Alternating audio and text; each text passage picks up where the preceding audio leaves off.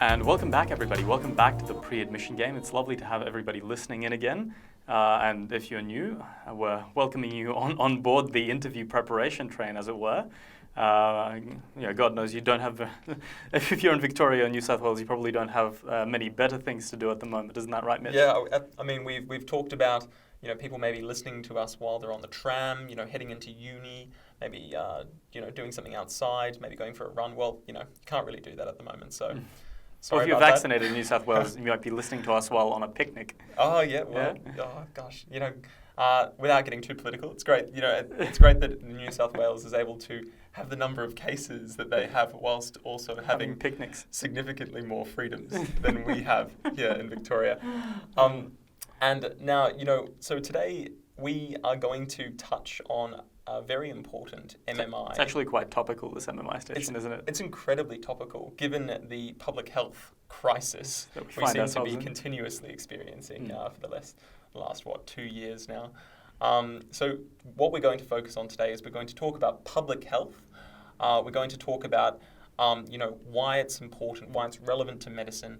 We're going to touch on, some other sort of more broad aspects of public health that maybe you might not have first thought of when you were thinking about public health. And finally, some social determinants of health as well, and how they sort of interplay with public health issues. Then what are we going to do after that, Aaron? Well, we're going to break down the major public health issues as they stand in Australia. We're going to try and be very, very broad. But the idea behind it is that you take these ideas on board, and when you're presented with these questions, you're able to sort of deduce what the reasonable answer would be based on your information. That sounded very ethereal, but I guess what I'm trying to say is if you're asked about the obesity crisis in Australia, for example, it's one thing to talk about it, just making stuff up as you go along, and it's another thing entirely to understand what is driving it and what is in place to sort of, or what theories are in place to try and curb the same epidemic, or I guess pandemic, if you include much of the developed Western world that's having trouble keeping pounds off. But we've talked about COVID being a pandemic, but have you heard of the obesity pandemic? Exactly. No, so many more. So we'll be talking about obesity as one key public health issue, and if you're asked to talk about a significant public health issue in Australia, and you don't want to talk about the sort of vaccination and COVID as a key public health issue facing Australia, obesity is one of those issues that people have been talking about for a long time. It's an easy to go to issue. Absolutely. As an MMI station. Easy and still important. And the other two things we're going to talk about are the aging population crisis that, again, we find in Australia, we find in Japan, Europe, the United States, and finally we'll wrap things up with a brief chat about vaccination and COVID. Now, I think chances are reasonable. We don't want to make bets, but you might find a vaccination/COVID question thrown your way.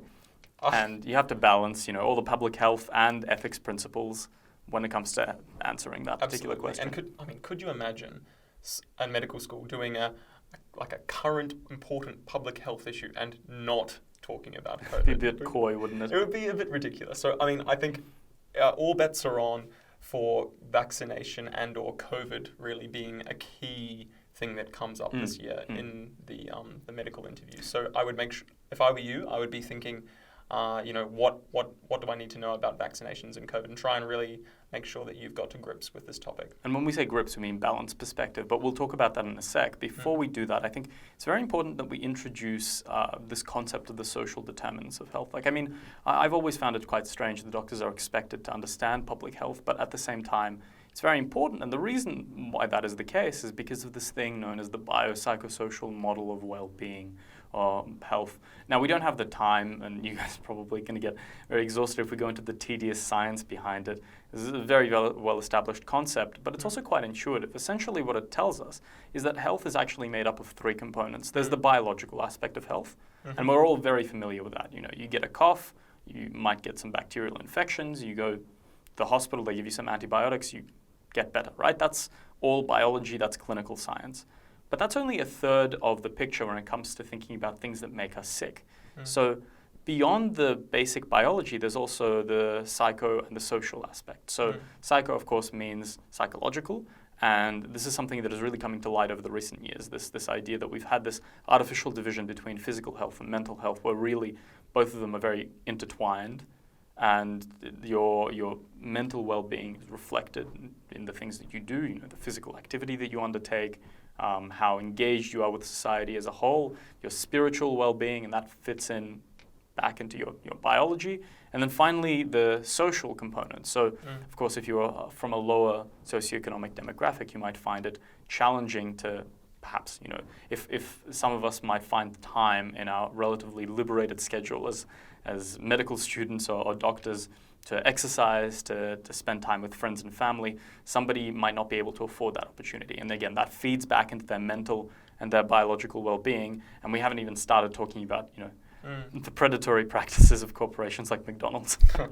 Actually, I really want to touch on, just very briefly, your choice of words there, because I thought they were really good. Instead of saying, poor or rich or whatever, you instead said lower socioeconomic status or lower socioeconomic demographic. And I think for those of you listening at home, if you don't know what that is, just have a quick Google. It's all about, not being judgmental of someone's social or economic position in society, and it's much more balanced to have that kind of language in your answers. So try and think about incorporating some of that, brilliance that Aharon was able to just whip out on you there. Yeah, completely improvised. No years of practice behind that.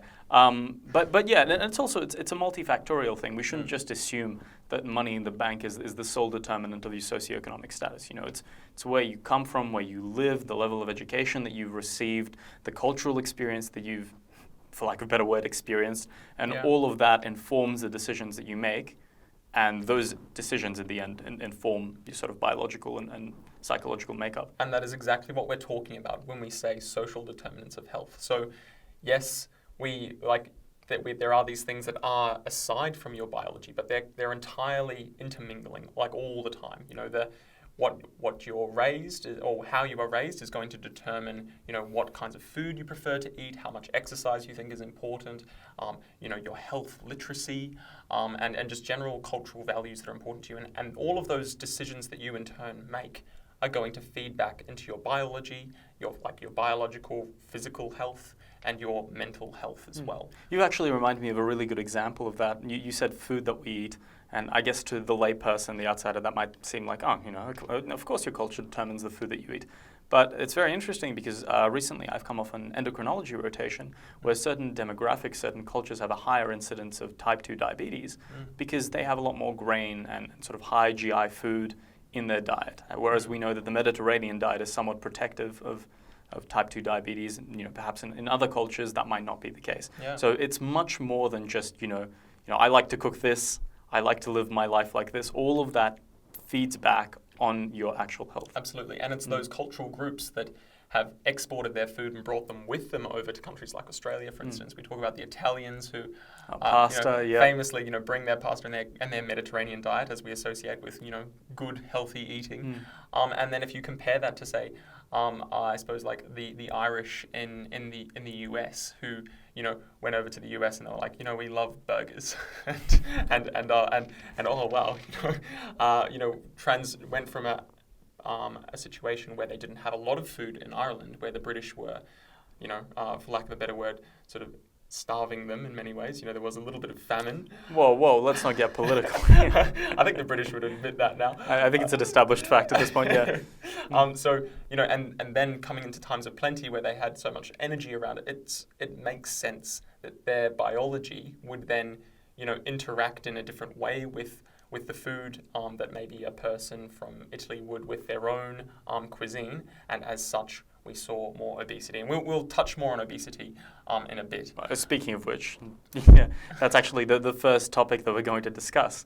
So I think we've mentioned a lot of ethereal concepts so far that it's a bit hard to tie them into practical ideas.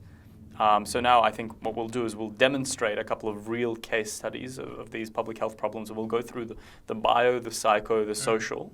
And you guys will see how it all fits together. Yeah, right? Okay. So we're starting with obesity, right? So I suppose if somebody said to you, Aharon, this could be an MMI question, although we're going to talk about it not, in a necessarily an interview format, but if someone said, what is an important health issue in Australia, taking obesity, for example, and how do you think people become obese, and why do you think they stay obese? and what are some things that we can do to tackle this issue? Yeah, absolutely. So again, we'll apply the biopsychosocial model, we'll overlay it onto this question. So starting with the biology of obesity is fairly straightforward. Of course, and then there's a lot of variation, your genetics, your metabolism, but at the end of the day, it comes down to an equation, calories in minus calories out, right? And yet at the same time, that's an incredibly reductionist view, right? Because calories in minus calories out doesn't tell you about the sequelae of obesity. So people who are severely obese find that they encounter something known as metabolic syndrome, which is it's a complicated multifactorial disease which essentially involves systemic inflammation of your body and type 2 diabetes and high blood pressure. And the list goes, it really is just a very, very long shopping list. And the interesting thing is that long shopping list in and of itself, you can take medication for diabetes, you can take medication for high blood pressure, but at the end of the day, if you are so overweight that you feel unhappy, right, and you don't want to go outside, right, and perhaps you live in an area which, there's a lot of local McDonald's and there's not very much fresh food that is available, then you are in a position where effectively you have to fight a very steep uphill battle to change your lifestyle to actually combat this disease that you've encountered, right? So we've talked about the biology. Mitch, do you want to elaborate about the psychosocial component? Yes, but before I do that, I'd just like to say, for those of you maybe who aren't from a science background or haven't had the pleasure of doing 4 years of medicine after an undergrad in biomedical sciences, as Aaron's had, don't worry necessarily that you need to have all of that biology under your belt before you can tackle a question like obesity. The biology is not important. That's absolutely correct. So that's right. So yes, you need to be having a broad appreciation of it being something that is biologically relevant. Otherwise, we wouldn't be talking about it in a medical context, right? But there are many more things at play here, and this is where no matter where your background is, if you've experienced being in Australian society, you have things in the back of your mind or things that we can talk about today, which you can then bring into the interview and really show off some insight, some depth and breadth of knowledge. So bringing it towards, what did you want me to look at? The social aspects. Yeah, the psychosocial. Yeah, so the psychosocial aspects. So I suppose going back to that somewhat framework of what makes people obese. We talked about social determinants earlier. So let's imagine you come from a family that traditionally ate lots of food or energy-rich food. That seems to be something that people often do if they're not accustomed to being around a diet that is rich in calories. So commonly people that are new from, say, subcontinental India, or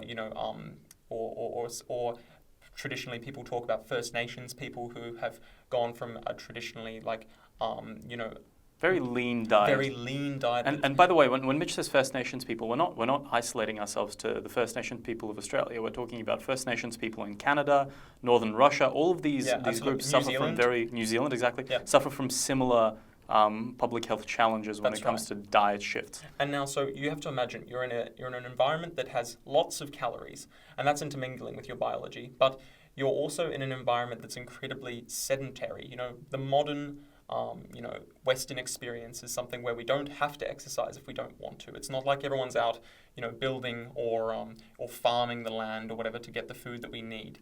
That's not something that happens anymore. So, we have this calorific excess, as Aaron sort of said earlier. Now, if we talk about how that's going to interplay socially, well, people aren't doing physical labor anymore. So they're sedentary. They're accumulating calories. And what's going to happen if you become obese or you start to become obese is that maybe your career prospects aren't going to be as good anymore. Maybe you're not going to get that promotion at work, and as such, your socioeconomic status, as we talked about sort of before, might not be as successful as it otherwise could have been. Right, and that's a very interesting point as well, because we're not necessarily just talking about the social stigma of being overweight, not getting that promotion at work. You might find yourself more tired, less motivated, less comfortable with your own body. You might be less in what's the word that I'm looking for here? Motivated. Yeah. You might have less incentive. There we go. We got there finally. And what are you going to do then? Like, so say you've got a job now that means that you're working long hours sedentarily, which is the average for most people in Australia. Well, you're going to feel most inclined to get takeaways because they are the easiest food to get by far. It's actually really cheap as well. Yeah, you're tired when you come home. You just want to eat. And exactly. So, that is going to drive you to eat even more calorie-dense foods. And, as we said, people don't have time for exercise at the moment. So, and they're not allowed to exercise because of the pandemic. So we've got this perfect storm, really, of people having exposure to huge amounts of calories and people not having any outlet to use them. And then that sort of cycle perpetuates itself and people can't really get out of it. There's not a great circuit breaker for that type of I suppose health issue when it starts to get going. Absolutely. So now that we've sort of outlined the health issue in and of itself, we should probably talk about the health policies that exist to tackle this. Yeah. And what I'd like to talk about is the sugar tax. So one of the things that you might notice when you eat fast food, when you go for a Macca's run, is that it tastes really, really good. The bread tastes fantastic, right? Maybe that's just me. No, no, maybe I turned this into an episode about the bread at Macca's. No, but it tastes really, really good. The smell of Subway bread. God, maybe I really do just love bread. But all of those things, they taste great, and that's not just because they're energy rich. And we have a primitive, evolved monkey brain, all of us, and we think, okay, energy rich is good. It will help us hunt faster. But also because the content of that food is very, very high in sugar, right? And sugar, well, first of all, energy rich. Second of all, very, very tasty. Thirdly, a preservative, right? So this stuff lasts for ages on the shelf, not very fresh. But most importantly, it's addictive, right? Now, it's not addictive maybe in the sense that, narcotics or alcohol is addictive, but it's addictive in the sense that you get a high from it. Yeah, absolutely. Right? You get a happiness high from eating this sugar, right? And one of these components of eating fast food is that you get a very deep, profound satisfaction from it, right? Everybody's heard of comfort eating. So one of the things that has been proposed, and it's very challenging to actually get this through the legislative system, is a sugar tax, which is essentially saying if you have a certain excess amount of sugar in your product, be it Coca-Cola or bread from Baker's Delight or any of those things, you will get taxed. And the consequence of that is, of course, the company doesn't want to lose money, so it raises the prices of its products. And expensive products, people buy them less, right? And we've actually seen the implementation of this kind of thing in Australia very, very successfully with two products. First of all, everybody knows cigarettes are absolutely unaffordable in Australia because there's a health risk behind them. Therefore, the prices have been driven up, so less people smoke. And I thought you were going to say, so I had to quit smoking. Yes, I had to quit smoking. Damn government health interventions, yeah. Unfortunately, can't smoke anymore. Only vapes from now on. No, terrible. Just as bad, guys, just as bad. But apart from smoking, one of the lesser-known public health successes in Australia is Alka-Pops. So Alka-Pops, for you kids out there, are vodka cruisers. They're essentially soft drinks mixed with alcohol, and the ratio is such that you can down a lot of them before you realize that you're drunk. And it's sort of, it's a double whammy because on the one hand, you're drinking alcohol, which isn't great for you, right? Secondly, there's also a bunch of sugar in it. And I forgot the third point is most of the people who drink this sort of stuff are young people who don't actually enjoy the taste of, beer, vodka straight, wine, other alcohols that are marketed at a older population. So it's, vulnerable, younger people whose brains are developing, who are used to down this stuff by the liter. And they are actually currently a lot more expensive than they used to be because there is a tax implemented on that product. And what you've touched on there is a really important thing that we haven't done yet. So it's this idea of a public health intervention, right? So we can separate public health interventions from other medical interventions, and that medical interventions would be, point of care based, right? So it would be the GP saying, hey, you should stop smoking. Let me help you do that. Try these medications and go and see this particular, counselor, etc. And in the case of alcoholism, it could be something similar. On the other hand, the public health practitioner or the public health, bodies and things like that, various advocates, are going to take a more legislative approach, whereby they are going to prevent people from even making these decisions in the first place. So I think when you're tasked with looking at a public health station, it's really important that you are able to distinguish a public health intervention from like any other sort of primary healthcare intervention that you might see elsewhere in medicine, and really focus on these aspects. And they do happen either at sort of a legislative national level, at a state-based level, and you'll see state-based legislature as well, varying for things like vapes, which, if you look across Australia, there's completely different laws depending on which state you're in, which makes it really hard for lawmakers to regulate. But also, you could see public health interventions at the local level. And if we had to apply things like this to obesity, we could talk about things like preventing people from parking in the city. What could be the result of that? Well, it means that someone can't drive their car all the way into the office and then sit at their desk all day. It means that they have to take the tram if you live in Melbourne, when offices are obviously running. Never. But, when it means that you are forced to get up and to walk around and do some things.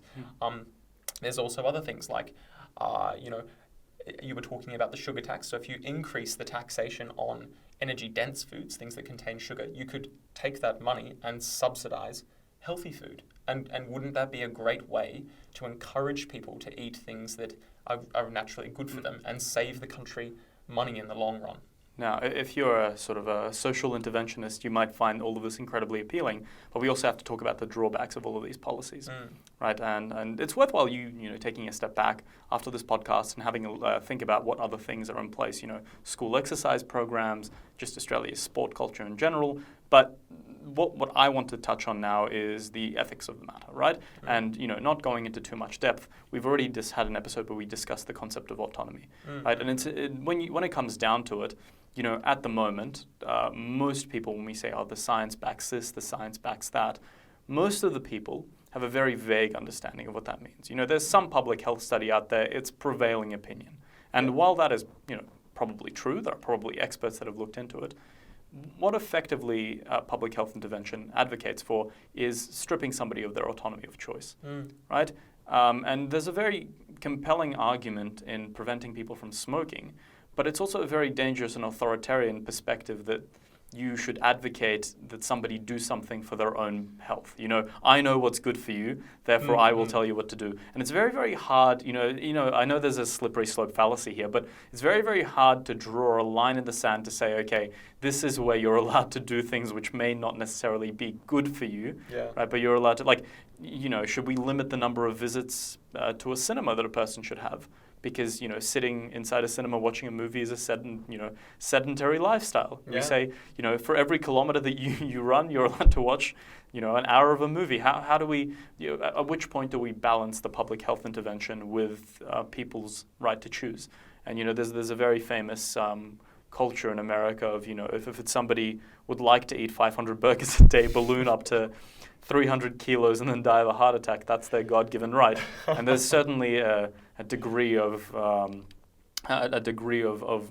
liberal with a capital L, as in liberal, the philosophy thought in that we should, as physicians, consider and respect. Yeah, and I mean, ultimately, as we talk to give a call back to our previous episode, we do hold autonomy with such high regard, in our profession. And yet, on the other hand, we're saying, we want to limit people's choices to the maximal effect, and do what's good for them in many ways. So it is a double-edged sword. It's not black and white. It's not black and white, and public health is very interesting like that because, it really does work when you limit people's choices. And, to sort of steer the conversation slightly away from obesity and towards vaccination and COVID, we are now experiencing massive reductions in our autonomy. We're currently, filming this or recording this from our homes, where we're unable to really exercise for much more than 2 hours. In fact, we're not allowed to exercise for more than 2 hours, and we're not allowed more than 5 Ks from our home, right? So this is in Victoria. New South Wales has probably got much more lax laws. I don't know what's going on over there. Yeah. But for the rest of you in Australia and around the world, I think the main thing is just to realise that all of these public health interventions do come with a cost. And what you need to do is you need to rationalise whether the intervention is having a net effect that's positive or a net effect that's negative. And I think in order to do that, you need to encompass this biopsychosocial approach that we were talking about earlier. I mean, in COVID, we have saved countless lives from this public health intervention of staying at home and distancing ourselves. But what is the cost of that? Many of us haven't seen our friends and family for a very long time. People have lost their jobs. Our economy's slowed down. To what extent is the economy, synonymous with people's health? I mean, these are interesting questions that you could, bring up reasonably in your interview, and that would show some really high-level thinking, in my opinion. Not that I brought it up, and that's high-level thinking, but just not that Mitch is patting himself on the back here, and not that these are my personal ideas either. These are just ideas that some smart persons come up with, and Mitch is regurgitated on this podcast. Yeah, that's right. So I suppose people at home, the main thing is just to have your eyes open and to consider things really broadly. Because if you have a broad opinion, you'll have plenty to talk about in your interview, and you'll show that breadth of understanding. And that's the key with public health. It's showing that you can see everything that's happening in the public space, from a public health perspective, from that biological, social, and mental aspect as well. Absolutely. Now let's talk about the next theme that we're going to break down, or next subject that we're going to break down. And it's the concept of the aging population, specifically an affliction of Australia, Japan, Europe, and the United States. So Mitch, do you want to intro us into the concept of the aging population? I mean, yeah. So, well, I suppose let's start with the biological. People are aging. Surely not. But the fact that they are aging is actually it's a marvel of modern medicine. I mean, people will say, back in the in the pre sort of industrial era, people lived a very short amount of time. Life was very harsh. They say harsh, brutish, and short. It was tough, and with modern standards of sanitation and work standards and medicine improving, we've seen drastic gains in our, life expectancies. On the flip side, now we are living considerably longer and with much more disease. So diseases that, traditionally would have killed us are now just things that we live with, just afflictions. And so people are living a lot longer, but with a lot more morbidity or, a lot more disease burden. Yeah, you accumulate things as you go along. So, whereas the type 2 diabetes would have probably, unfortunately, killed you, in the 1800s, I mean, certainly. Type 1 diabetes would have had you dead by 25. By 25, exactly. Now you are living longer, and that's fantastic, but it also means that you are using insulin for many, many years. That's right. And the insulin is, it's not perfect. It's really, really great, but you're still going to experience some side effects from the diabetes, from injecting the insulin. So you're still going to rack up medical costs. Great if you're a drug company. Bad if you're a government. Fantastic if you're in the insulin business, exactly. And in Australia, we of course have a socialised healthcare system, or at least partially socialised, which is really, really great for people who don't need to, carry the burden of things that they're not responsible for. You're not responsible for the health conditions that you encounter, and you shouldn't be made financially responsible for them.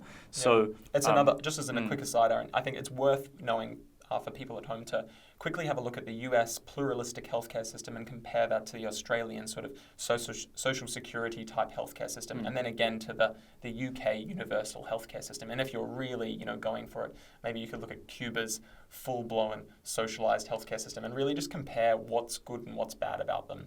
That's a good thing to think about. Yeah. Anyway, it's a bit beyond the scope of today. Sorry, Aaron, back to you. Yeah. So it's definitely a spectrum. If you have the United States is absolutely privatized, and all the way on the other side you have the NHS, and then even further you have Cuba, and we're somewhere in the middle. But yeah, as I was saying, by virtue of the fact that we can now treat diseases, people develop lifelong diseases. That's right. Right? And a socialized healthcare system, of course, picks up all the costs associated with these lifelong diseases, and the better we treat diseases, the more longer we can keep people alive. We sort of become victims of our own success financially. Absolutely. And that's just the first aspect. That's the comorbidities aspect. The other aspect is we tend to have a lower birth rate these days, right? So we sort of have less and less people entering the workforce, and more people leaving the workforce, retiring. and living, as Mitch said, longer. And these individuals are encountering diseases of old age. So again, if you were killed by a spear while you were hunting a mammoth when you were 20 years old, you never get to discover the joys of developing, liver cancer in your 80s. The joys. Look, I make light, of course. There's nothing joyful about it at all. It's terrible, right? But it's now we're in the situation where, because fewer people are entering the workforce, right? Fewer people are paying taxes. Greater number of people are becoming older and leaving the workforce, right? Not paying taxes, of course, because they're not working, but also developing these diseases which are very difficult and expensive to treat, which they otherwise would not have. This creates a very serious financial problem. So what do we do in Australia? Well, we just open the doors and let in migration. Well, that's actually that's a really interesting point, Mitch, because migration is one of the solutions to these problems. Absolutely. If you have a low birth rate, increasing your immigration allowance, bringing in more foreign workers, having a larger taxpayer community, something that the government likes to do in order to make our medical treatment more affordable. Absolutely. But then, you still encounter the problem of when you're now responsible for the healthcare of these individuals. So, and so I suppose that with that, we're kind of bringing it back to that idea of that social, biopsychosocial element that you need to really consider with all of these public health interventions. So yes, we're trying to address this aging population issue. We're trying to say, okay, well, we need to subsidize this somehow. How are we going to do it? Well, let's bring in immigration. That is some intervention that you can have at an immigration level. At a more public health level, they often will say, okay, well, we're going to have to stop these people from getting diseases in the first place. Preventative care. So preventative care comes in. If you look at Cuba, by far and away, they are one of the most cheaply run healthcare systems on the planet. For better or for worse, but they really definitely for worse, I would say. But they really value preventative health there, and what that means is people don't get diseases early on as we do. So their morbidity or disease sort of level in their population is a lot lower. Until that point, they're reasonably well. The fact that they have a lot of doctors per capita, but not very good medical care, because they do have a very strong preventative healthcare system. And that is true. And I mean, and that is one of the things that we try to do in many ways in Australia, where you may have seen screening efforts and things like that, trying to get people to catch diseases early so that we can treat them before they become an issue. If anyone is obese, they will typically, try and screen for diabetes and try and get, that problem taken care of as soon as possible. That's a public health intervention, something that's been tackled at a population level in order to benefit a large group of people. Another thing that you might notice, that's a policy that's, I think, been introduced to Australia, certainly within my lifetime, the many, many years that I've lived on this earth. But one of the policies that has been introduced is the most straightforward way of dealing with this issue is raising the retirement age. Right? People are living longer, they should be working longer. So I think it's gone up from 65 to 67 or it used to be at 60, so it's creeping up. You used to only be expected to live until you're 65. So the fact was, it was thought, oh, well, you've done your dash, we expect you to die in the next year or so anyway, so you may as well just pop off and enjoy for a while. Now you're expected to live to 84, 85. Our generation's going to be living to 90 probably, unless, the world ends because we start, getting some new variant of COVID or something. So it's sort of like, you pop out of uni, you start working around 25 if you're a doctor, you work until you're 60, that's maybe 30 years.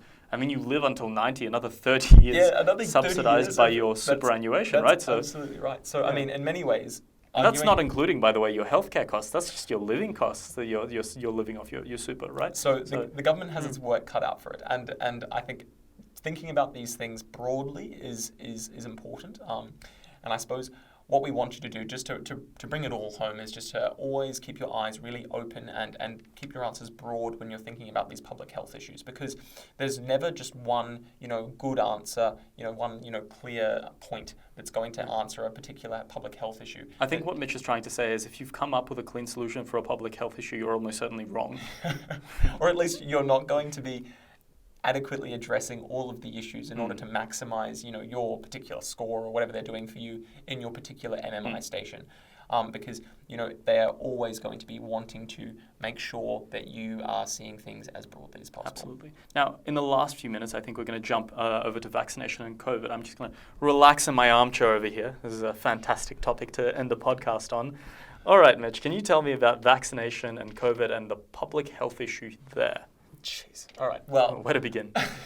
Where to begin? Well, I suppose to begin with, vaccination. So vaccination is a beautiful thing. It's been the single biggest contributor to our, life expectancy now. I mean, it's effectively eliminated infectious diseases from our, all-cause mortality until, really far down the track. I mean, things used to kill us far before, people didn't name their kids until they'd survived smallpox, for goodness sake. So, we've really come a long way, and it's because of vaccination that we've done so.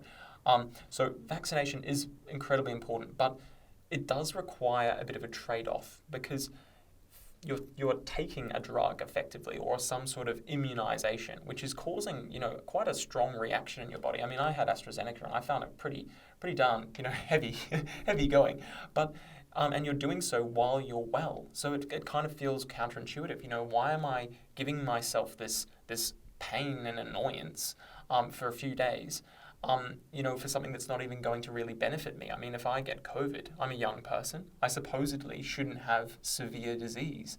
So what am I doing it for? And the answer is you're doing it for, yes, yourself. You are preventing yourself from, succumbing to severe disease if it happens to you. But for someone like me, that's unlikely. So I'm actually doing it for the people in the community around me.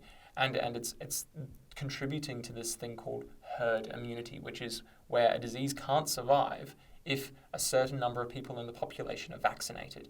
And that's a key, public health intervention. That's why everyone's so obsessed with this 70%, 80% vaccination rate we have to sort of get to before we leave lockdowns in the back, because we need to stop this, COVID disease from being able to circulate in the community.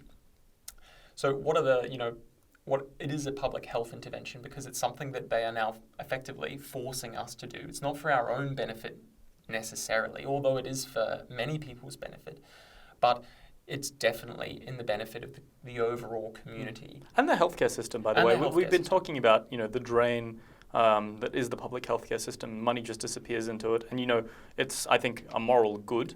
Money's never wasted when it's money spent saving somebody's life. But at the same time, we live in a subsidized healthcare system. It's not like America where you roll the dice and if you get sick and you can pay your way out, then that's great. And if you can't, then that's less great. Yeah. But we live in a society where we pay taxes and therefore we're all sort of mutually responsible for the healthcare system. So it's not entirely true, I would say, under such circumstances that you have the capacity to do anything you want with your body, right? Because you're not going to be the one who is footing the bill every time. So in other words, we have a helmet law in this country, we have a seatbelt law in this country, and the idea is that we all foot the bill for your healthcare. So you have to act responsibly so that your neighbors don't end up footing too much of the bill, right? Because if everybody rode bikes without helmets, if everybody drove cars without seatbelts, the trauma costs would be through the roof. And there would be less people to pay tax. Which the government hates. No, the government loves taxpayers. Yeah. So I suppose I think I would try and stay away from being purely economically sort of rationalistic in your approach to public health because it is much more broad than that. And I think it's very easy to say, that cost is the biggest, counter argument to any sort of intervention. But it is an important thing to know. Everything that we do, everything we choose to do that has an economic cost is a choice that we've lost to do something else. I mean, exactly. So every person that we hospitalize, right, that's money that is treating that person's life, and life is priceless; it has no value on it. But inevitably, because there is a limited amount of money, money spent on one thing in the hospital is something not spent.